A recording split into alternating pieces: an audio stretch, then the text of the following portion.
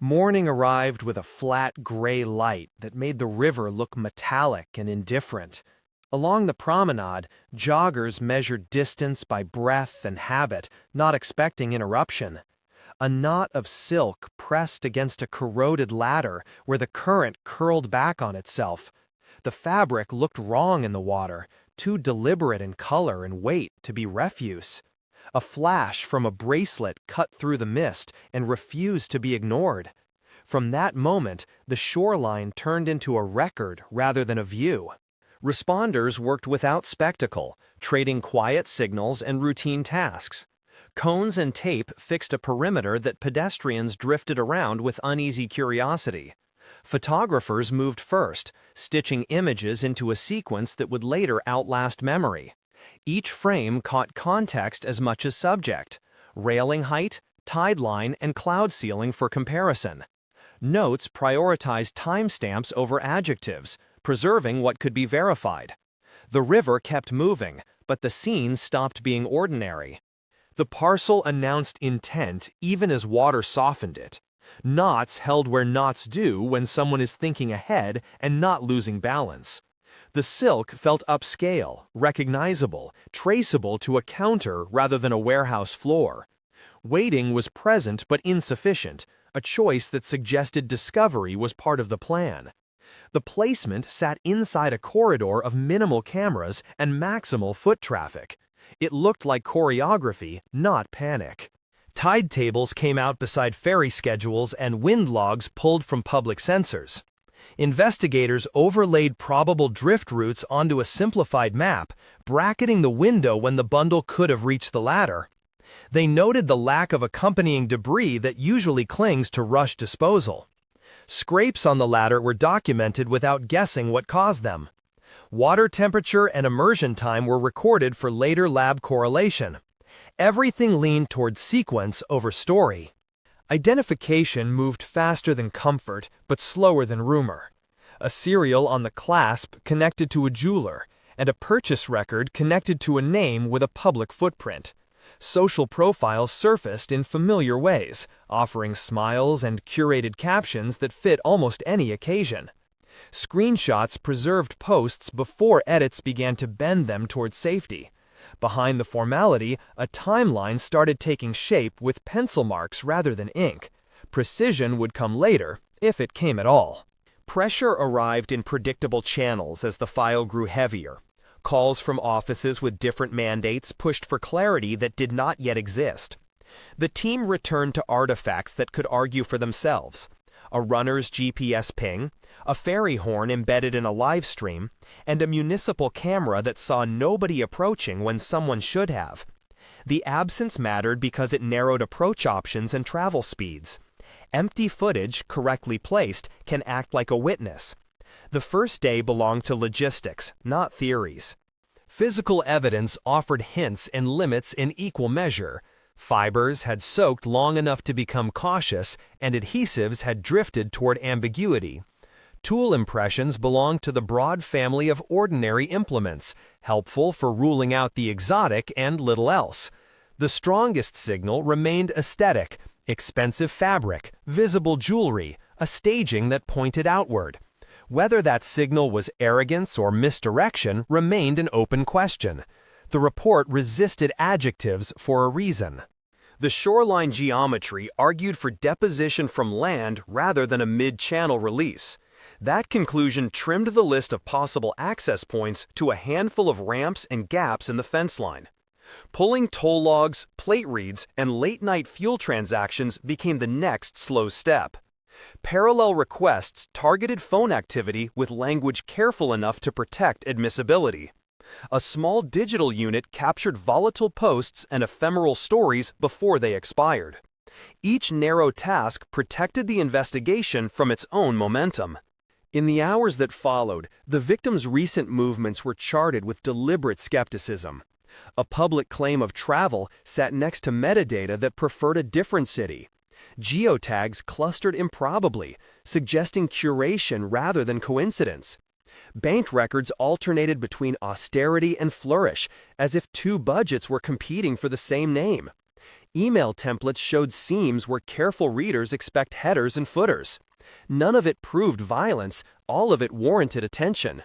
Notification reshaped the tone in a way press statements never can.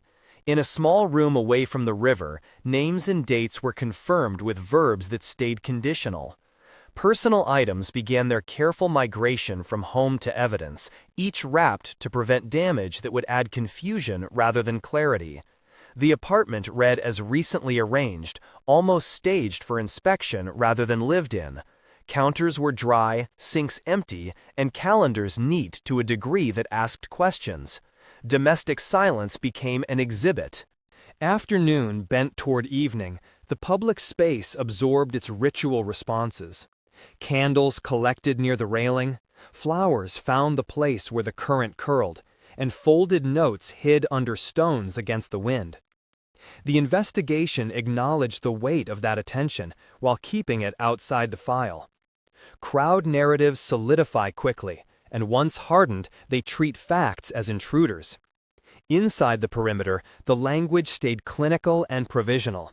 It needed to, because certainty was still a stranger. Night returned the river to its practiced disguise, flat and reflective under anonymous light. Tape came down, leaving no sign for late walkers, except a memory they did not share.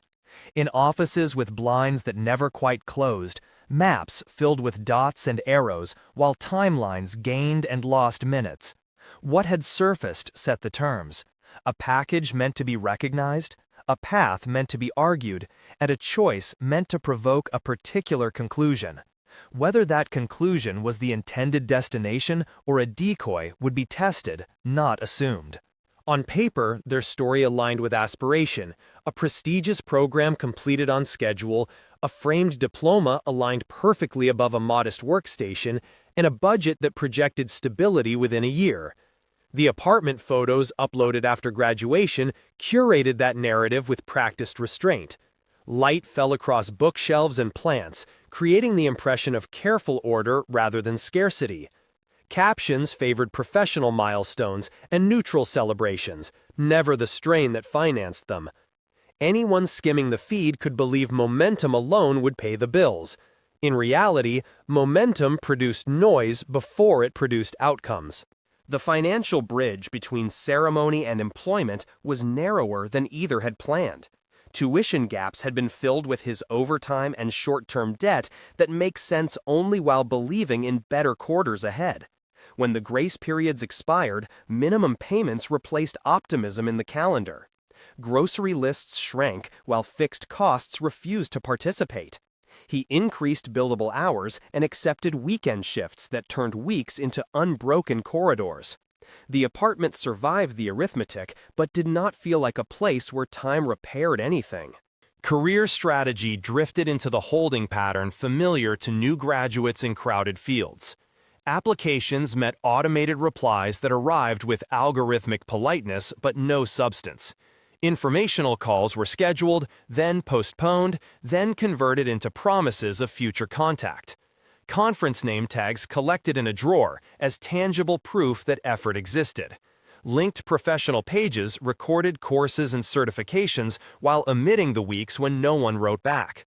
The gap between credentials and access widened quietly and predictably. Social life adapted to the theater of proximity to influence. Alumni mixers, gallery openings with policy themes, and cultural nights at consulates offered rooms where the right introduction might finally occur. Photos from these events framed architecture and lighting as if the setting could transfer credibility. The wardrobe updated incrementally, one piece at a time. Each addition justified as an investment in presentation. Receipts traced a route through boutiques that the shared spreadsheet could not fully absorb. The rationale always pointed toward the future, while the present paid in cash. Communication at home reconfigured around logistics as if the absence of conflict counted as peace. Calendars synchronized without discussing meaning, listing arrivals and departures with precision and no texture. Meals turned into coordinated intervals between obligations, efficient but thin. Screens replaced conversation not through malice but through inertia. Nights ended at different hours and began with different alarms. The home became a transfer station rather than a destination. Small anomalies accumulated where routine once lived. A second phone appeared with a professional explanation that remained technically plausible and practically opaque. Calls migrated to doorways, stairwells, and the bathroom fan that masked sound without convincing anyone. Notifications spiked after midnight, then silenced themselves at breakfast, as if time zones were optional. Password changes hardened benign habits into barriers. None of this proved disloyalty, but together it remodeled trust into caution. Money spoke more plainly than anyone did. Bank statements alternated between frugal stretches and sudden flares of spending that clustered around restaurants without menus and salons with waiting lists. Transfers labeled as reimbursements arrived irregularly from accounts with no clear employer signature. The shared credit card displayed the logics of two different lives attempting to reconcile on one line. He adjusted the budget in responsible increments until the cells refused further compression. What could not be reconciled was archived under the heading Later. The digital trace contradicted captions with the indifference of metadata. Posts celebrating New Horizons carried timestamps from older afternoons. And geotags stacked improbably close to home while the copy insisted on distance. Draft calendar entries were created after events as if to align narrative with opportunity. Cloud backups preserved discarded versions of bios and cover letters that named organizations the official email never reached. The feed smiled. The file system testified. Investigators later would call the difference curation. Domestic space developed habits that predict departure, even to casual observers. Luggage migrated from the closet to the hallway and stayed there under the logic of efficiency. Travel-sized toiletries congregated in a kit that never fully unpacked. Hanging rods changed order from seasons to categories useful for packing. The shoe rack acquired pairs designed for rooms with carpeted silence and men who speak in measured tones. The home learned, room by room, how to reduce friction for exits. Friends and family received the abridged version of events, accurate in parts and incomplete by design. Missed calls were attributed to commutes and deadlines that sounded reasonable enough. Cancellations came with specific nouns, panel, briefing, interview, that foreclosed further questions. Support arrived in the form of encouragement tailored to the visible narrative. Concern spread across many kind faces and never condensed into intervention. The social circle did its best with the information it was given. He responded to drift by sharpening control where he still had access.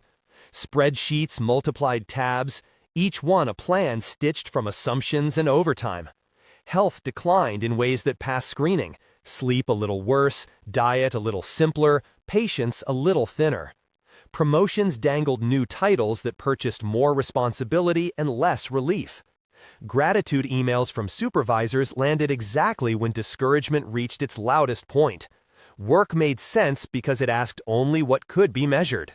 Underneath the appearance of motion, the fracture line lengthened at a pace that encouraged denial. Every system around them rewarded performance, and performance perfected the surface long after the interior had changed. The story remained legible to outsiders and therefore acceptable to those living inside it. The river would later impose a different timeline, but in these months, the calendar read as progress. Small concessions accumulated, trading clarity for proximity to rooms where decisions might happen. By the time anyone admitted imbalance, the facade had already trained them to ignore everything that could have fixed it. The first invitations arrived with the quiet authority of embossed cardstock and institutional email signatures that looked legitimate at a glance. They referenced cultural programs, policy salons, and private viewings that rarely appeared on public calendars.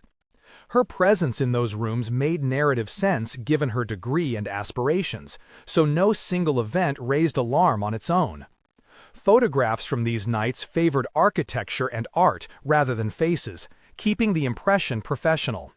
Wardrobe choices tracked the venues upward, one accessory at a time. Each step could be defended as networking, even when the outcomes remained intangible. A pattern emerged in the cadence of her days, subtle but durable. Mornings were claimed by applications and follow-ups that produced few measurable returns. Late afternoons drifted toward neighborhoods where introductions promised leverage rather than employment.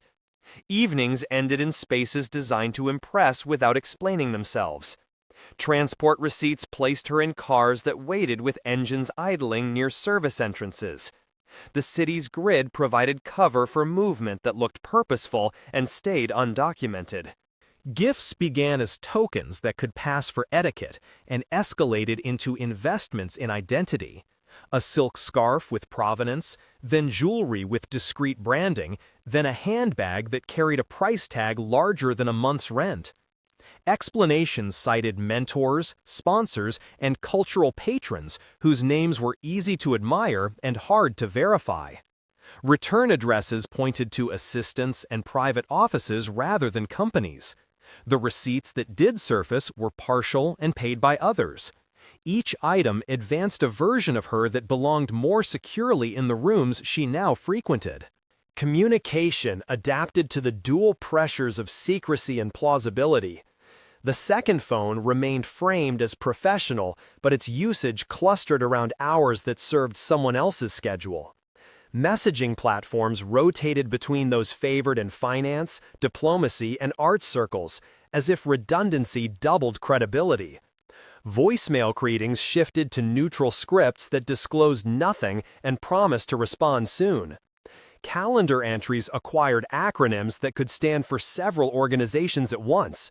The effect was to make questions feel unsophisticated rather than unanswered.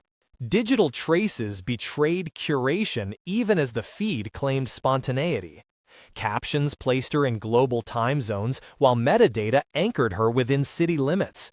Geotags attached to past photographs reappeared under present tense language, producing a map that impressed rather than informed. Stories expired before scrutiny could accumulate, and highlights compressed months into an orderly arc of advancement. The archive behind the posts told a different story in its version history. Investigators would later call this a confidence layer. Money marked the escalation with a rhythm that budgeting could not domesticate. Charges appeared at venues that issued no itemized receipts, and credits arrived from accounts that did not match known employers. The household spreadsheet absorbed the first anomalies by trimming discretionary lines that once defined comfort. As the anomalies multiplied, the cells stopped cooperating, and the deficit hid itself in rolling balances. He responded by increasing overtime and consolidating debt to buy time. Time, once purchased, was spent elsewhere. Presence in high-ceilinged rooms produced introductions that looked promising but continued to evade accountability. Names with regional power offered guidance, proximity, and the implication of sponsorship without ink. The most prominent figure in this orbit presented as a solution to several problems at once: access, validation, and the lifestyle that had previously belonged to magazines. Publicly, he appeared rarely and carefully. Privately, he extended courtesies that replaced process with immediate results. Arrangements bypassed application portals and went straight to itineraries. The distinction between mentorship and possession blurred in the paperwork that never quite materialized. Boundaries at home shifted from shared assumptions to unilateral settings. The suitcase refused to return to the closet, packed to an efficiency that suggested practice rather than anticipation. Toiletry kits stayed stocked as if a hotel were always the next address. The apartment grew quieter and cleaner in the way spaces do when they are managed for absence. Meals were scheduled around departures, not togetherness. Objects that once signaled permanence became interchangeable. He began to document rather than confront, a decision as strategic as it was emotional. Bank statements were archived alongside screenshots of public posts before edits could alter their tone. Transit records and plate reads were requested through the channels available to civilians, then cross-referenced against what the household calendar claimed. A simple log of late returns evolved into a timeline with gaps that repeated on specific days. The point was not to prove betrayal to anyone else yet, but to test his own sense of reality. In the log, feelings had to wait for evidence. The few confidences shared with friends and family landed in filtered form, honest enough to be recognizable and curated enough to be safe. Support came in familiar phrases about seasons, growth, and the patience required by competitive fields. Advice leaned toward resilience rather than suspicion, because suspicion rarely wins sympathy on first pass. Meanwhile, invitations to out-of-view spaces increased in frequency and exclusivity. Her voice in public communications grew more formal, as if authority could be borrowed through tone. The distance between their worlds measured itself in vocabulary. By late summer, the red flags no longer appeared as isolated warnings, but as infrastructure. Each new anomaly slotted into a framework that supported the next one, making reversal unlikely without rupture. The mirage held because it was built from elements that belonged to legitimate ambition: mentors, galleries, salons, and travel. What made it dangerous was not its falseness, but its selectivity. The life on display removed friction with the precision of a blade. In that gloss, consequences disappeared until the river insisted on their return. He chose the date with the same restraint he had applied to spreadsheets, selecting a window when routine would camouflage movement. The invitation to meet was couched in logistics and framed as closure, anchored to a location with low foot traffic and predictable security patterns. The storage facility sat between a service road and rail tracks, its cameras angled to deter theft rather than reconstruct timelines. Entry codes generated a clean record that could later be explained as retrieving household items. The unit itself was arranged like a miniature apartment in transit, boxes labeled with rooms they no longer occupied. Nothing about the setup announced violence, everything suggested administration. Preparations had accumulated in pieces small enough to avoid alarm. Supplies were purchased from different stores along a corridor of late-night retailers that did not ask questions. Cleaning agents, heavy plastic, and common tools fit into shopping baskets that could belong to any renovation. A new pair of work gloves matched dozens of similar pairs sold weekly to commuters with weekend projects. The inventory formed a pattern only when viewed as a whole. Each receipt carried a timestamp that would later intersect with a route he had already practiced. His device strategy aimed to compress presence and expand the appearance of distance. The primary phone remained anchored to the apartment's router, producing a steady heartbeat of domestic normalcy. A secondary handset handled navigation and timing, traveling in places the primary would never admit. Notifications were silenced across accounts, so nothing would invite scrutiny at the wrong moment. Ride-hail apps and license plate readers were considered and avoided in favor of routes with fewer digital footprints. As a plan on paper, the separation looked clean. The hours at the unit unfolded with the calm of scheduled labor. The roll-up door closed on a rectangle of concrete shaped by fluorescent light that did not flicker. A tarp spread became a work surface that reassured more than it warned, orderly in a way that co-opts attention. Tools were placed with the economy of someone who understood sequence. Time management replaced emotion as the primary task, and sequence replaced hesitation. The camera in the aisle recorded only a door number opening and then closing. He arranged the signaling elements with care designed to persuade rather than to describe. The silk fabric traveled from a boutique receipt to the roll of visual thesis, chosen precisely because it could be traced to circles he wanted implicated.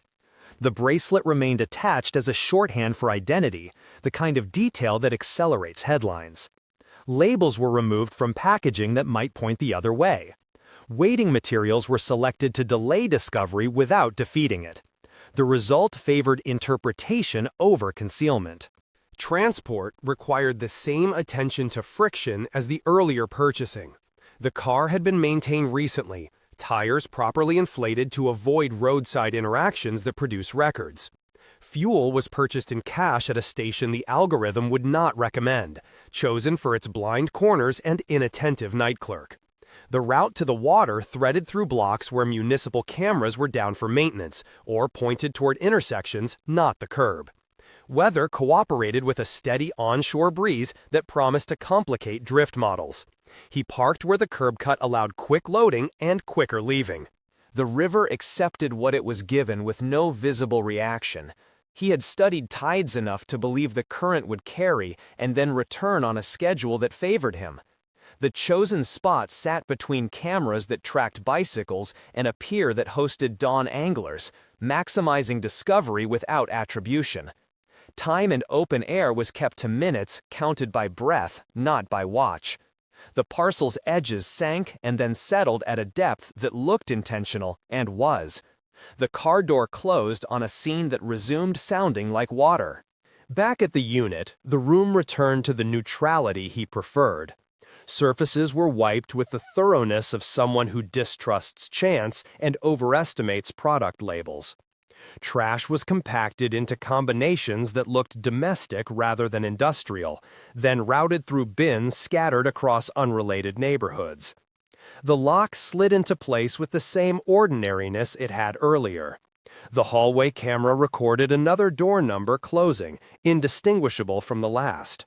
The ledger in his head balanced. Digital aftercare began before sunrise and aimed to weaponize plausibility. Scheduled posts filled her feed with images repurposed from earlier days, geotagged to locations that implied international distance. Email filters forwarded confirmations to an archive he controlled, creating a paper trail that looked like a departure in progress. Calendar entries appeared retroactively to bless the previous week with purpose. Banking alerts were muted long enough to avoid contradictions he could not reconcile. The pattern rewarded any observer who preferred a simple narrative. By the time the city woke, he had re-entered the rhythm that made him legible to colleagues and neighbors. The primary phone resumed motion at the usual hour, connecting to cell towers along the habitual commute. A grocery run added a receipt for ordinary items at an ordinary time, proof of nothing and reassurance of everything. Text messages to mutual contacts used neutral language about delays and errands, not feelings or drama. The sink at home held a clean plate and a drying glass, details that looked like care. The apartment exhaled the scent of a cleaner that claimed to remove rather than announce. His plan depended on two human tendencies: the hunger for a villain already sketched and the reluctance to challenge a story that aligns with aspiration. The luxury markers were positioned to point in a single, convenient direction that the public would recognize immediately. Distance was simulated with digital mirrors that repeated what observers wanted to believe. The storage unit, the receipts, and the route survived the morning intact because no one had yet reason to connect them. He trusted that momentum would do the rest. What he could not script were the incidental records that attached themselves to nights like these. A maintenance ping from a traffic sensor captured an unremarkable vehicle at an unremarkable hour. A gas station audit preserved a cash transaction under a camera meant to deter employee theft. A neighbor's dash cam, forgotten and always recording, marked an exit and return with a timestamp that disagreed with the apartment's silent phone. The building's motion lights logged their own log without caring about intent. Each artifact waited where he had not looked. By the end of the 24 hours, the night had dissolved into tasks that looked like normal life. He filed email, returned routine calls, and accepted congratulations on a project that had finally moved. The city's noise resumed its cover, swallowing gaps the way a crowd swallows a whisper. On the river, the current kept its appointment with a ladder that caught what it was given. The bundle would surface when it chose to surface. The staging had been designed to speak first. Public reaction consolidated faster than evidence, channeling outrage toward the most visible explanation. Headlines paired luxury markers with the idea of a foreign patron, inviting audiences to accept an easy symmetry. Pressure filtered down through offices that disliked ambiguity and preferred decisive names. Investigators acknowledged the sentiment without adopting it, returning instead to the perimeter built on tide charts and timestamps. The case file expanded with care, adding pages that favored sequence over spectacle. Causation remained deferred until the record could carry it. The first review targeted the supposed trajectory from water back to origin. Drift modeling, conducted with conservative inputs, indicated a likely deposition point close to shore rather than a mid-channel release. That conclusion trimmed the map to a list of ramps and curb cuts accessible to ordinary vehicles after midnight. Plate readers in the radius contributed a handful of candidates aligned with the window plotted on the tide tables. A single sedan appeared twice in positions that looked unremarkable on traffic maps and significant against the case timeline. The plate resolved to an address already under quiet observation. Parallel work traced the conspicuous fabric from object to counter. Fiber analysis confirmed a limited run consistent with high-end retail rather than mass import. Distributor records pointed to a boutique where purchase logs were intact and surveillance retained beyond the minimum. The transaction occurred in cash, but the camera recorded posture, build, and a routine glance at the door that matched other known images. The date fell within a week of the insurance policy executed under contested authorization. The adjacency invited comparison more than it required inference. The policy itself introduced intention in a way consumer spending could not. Application metadata captured device identifiers and IP addresses associated with the marital apartment. Verification steps included a recorded call routed through a number later linked to a prepaid account purchased near the office. Audio matched the beneficiary rather than the insured on independent comparison, a finding presented in careful language. Premiums were paid promptly from a checking account previously strained by tuition. The coverage amount exceeded household need by a margin difficult to justify as prudence. Digital analysis reframed the supposed overseas presence as a domestic illusion. Posts that celebrated departure were scheduled from a device on the home network within hours of the river event. Geotags attached to archival images created a geography that comforted rather than informed. Calendar entries appeared retroactively, with phrasing borrowed from corporate itineraries, complete with generic room numbers and anonymized hosts. Email filters forwarded confirmations into folders the beneficiary controlled, creating a tidy shadow file. The pattern rewarded anyone predisposed to believe ambition guarantees escape. The storage unit provided structure where conjecture might have flourished. Access logs showed a late-night entry and an extended stay that corresponded to the hours recorded as routine by the apartment's primary phone. Hallway cameras captured nothing more than a closed door during that period, yet neighboring units logged motion spikes consistent with human activity. Cleaning products purchased along a late-night corridor aligned with residues collected at the threshold. The unit's arrangement suggested transit rather than hoarding, and labels matched rooms in an apartment currently described as stable. The impression was administrative until examined in context. Small systems, built for unrelated purposes, contributed decisive fragments. A gas station reconciliation preserved footage of a cash sale timed against the unit's access window. A dash cam left running by habit registered a sedan making 2 passes on a block that connected a viable route to the river. Municipal sensor uptime logs contradicted assumptions about blind angles along a service road. Building automation recorded a stairwell light cycle in the marital address when the primary phone claimed presence elsewhere. None of the fragments were dramatic. Together, they were immovable. The figure at the center of the public narrative absorbed scrutiny and returned documentation. Travel histories, driver logs, hotel access records, and payment trails accounted for the period surrounding the disappearance. Associates and staff provided consistent statements cross-checked against independent sources. Invitations and gifts that had once signaled influence registered as routine gestures within a larger protocol. No financial relationship supported the idea of sponsorship beyond appearances that feed social media. The convenient suspect receded as the metadata accumulated. Interviews with friends and family supplied human context without bending the record. Observations about recent distance and shifting priorities confirmed the arc already present in bank and network logs. Reports of a second phone, late returns, and new wardrobe pieces harmonized with expenses previously flagged. Descriptions of the household's careful cleanliness echoed the neutrality encountered during the scene visit. The emotional outlines matched the financial and digital signatures. Anecdote aligned with artifact rather than replacing it. The case narrative pivoted when analysts overlaid the insurance execution, fabric purchase, storage access, and river route into a single week. Visualizing the intersections removed the last polite alternative explanations. The sequence no longer resembled grief misdirected by scandal, but planning rewarded by momentum. The aesthetic choices that first pointed outward began to read as decoys calibrated for public appetite. The investigation moved from possibility to probability in the language it allowed itself to use.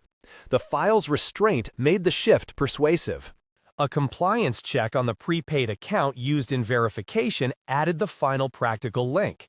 Point-of-sale data placed the purchase near the beneficiary's office on a day documented by employer timekeeping.